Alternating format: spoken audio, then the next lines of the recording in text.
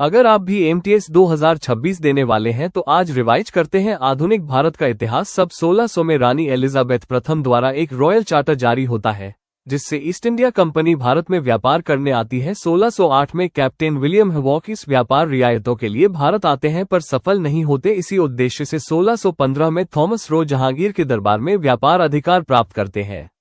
1757 में नवाब सिराजुद्दौला और Robert Clive के बीच प्लासी का युद्ध होता है।